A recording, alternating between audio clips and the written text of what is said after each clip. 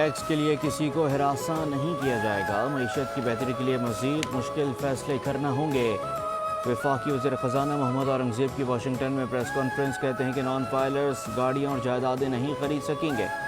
Non filer سے متعلق ہمیں قانونی کور کی ضرورت ہے۔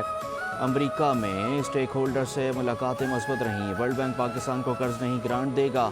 کوشش ہوگی ہمارا IMF کے ساتھ آخری پروگرام ہو۔ ملکی زر مبادلہ کے ذخائر $11 ارب سے بڑھ گئے۔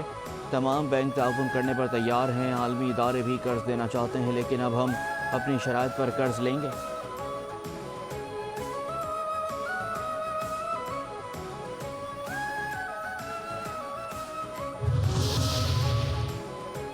کراچی کے علاقے کورنگی میں خوف کی علامت، فہد کچرا گینگ کے 3 کارندے سرغنہ سمیت گرفتار۔ پولیس ذرائع کے مطابق گرفتار ڈاکوؤں کا گینگ ضلع کورنگی میں یومیہ 8 سے 10 وارداتیں کرتا تھا۔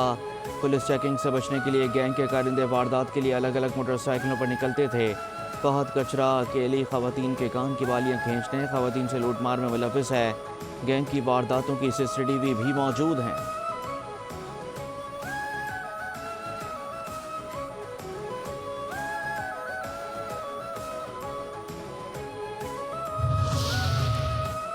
کراچی کے علاقے سوراب کوٹ کے قریب 2 ڈاکوؤں کو عوام نے پکڑ لیا۔ مبینہ طور پر عوام کے تشدد سے ایک ڈاکو ہلاک ہو گیا، دوسرا زخمی۔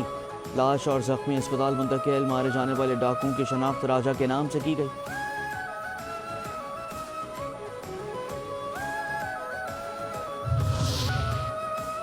کراچی کے علاقے اورنگی ٹاؤن میں بچے کو قتل اور ماں بیٹی کو زخمی کرنے والا مبینہ ملزم گرفتار۔ ملزم سمیر زخمی خاتون کے شوہر کا ماموزاد ہے۔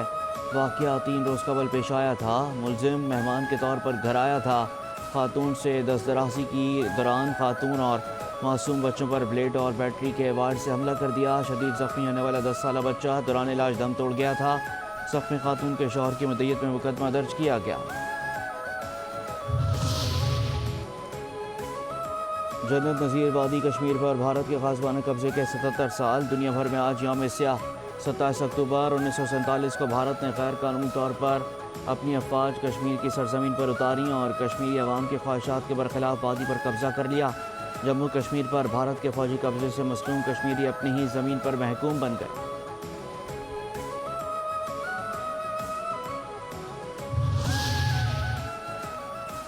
کشمیر پر بھارتی قبضے اور ظلم و جبر کے خلاف اسلام آباد میں کشمیر یکجہتی ریلی۔ وفاقی وزیر امور کشمیر گلگت بلتستان انجینئر امیر مقام کہتے ہیں کہ سلامتی کونسل کی قراردادوں کے مطابق مسئلہ کشمیر کا حل چاہتے ہیں۔ کشمیریوں کی بہادری کو سلام پیش کرتے ہیں۔ ظلم اور جبر سے کشمیریوں کی آواز نہیں دبائی جا سکتی۔ اقوام متحدہ مسئلہ کشمیر کے حل کے لیے بھارت پر دباؤ بڑھائے۔ کشمیری رہنما مشال ملک نے کہا کہ کشمیر کا دوسرا مطلب صرف اور صرف قربانی ہے۔ ایک دن آئے گا جب یوم سیاہ یوم فتح میں تبدیل ہوگا۔ دنیا میں ہر جگہ آگ لگی ہوئی ہے، کہیں امن نہیں ہے۔ کشمیری اور فلسطینی آج بھی اپنی جنگ خود لڑ رہے ہیں۔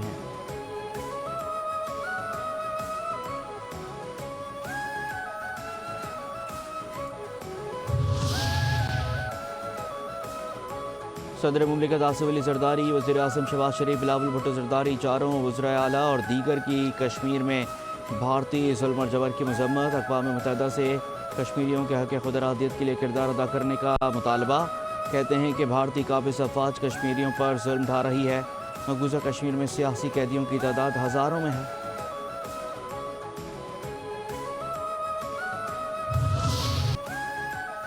سینٹرل کانٹریکٹ میں اکھاڑ پیچھاڑ، انگلینڈ کے خلاف شاندار پرفارمنس پر اسپنر نعمان علی اور ساجد خان کو سینٹرل کانٹریکٹ مل گیا۔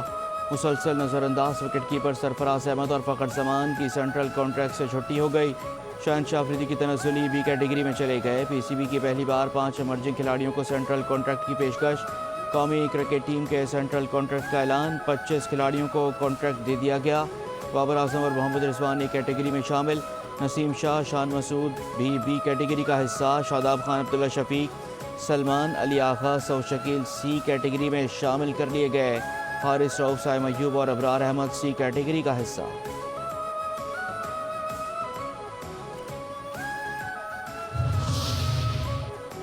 نامور موسیقار استاد تحفظ خان 78 برس کی عمر میں انتقال کر گئے۔ مرحوم کئی ماہ سے گردوں کے مرض میں مبتلا تھے۔ استاد تحفظ خان کو طبلے پر مہارت حاصل تھی۔ مہدی حسن نور جہاں، استاد نصرت فتح علی خان جیسے عظیم فنکاروں کے ساتھ پرفارم کیا۔ استاد تحفظ خان نے 600 سے زیادہ فلموں میں موسیقی دی۔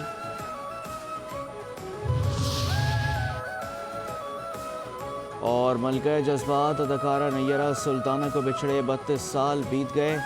37 سالہ فنی کیریئر میں نیرہ سلطانہ نے 225 سے زائد فلموں میں اداکاری کے جوہر دکھائے۔ اداکارہ کو فلم 7 لاکھ، سہیلی اولاد، بہشت اور سرکٹا انسان میں بہترین کردار نگاری پر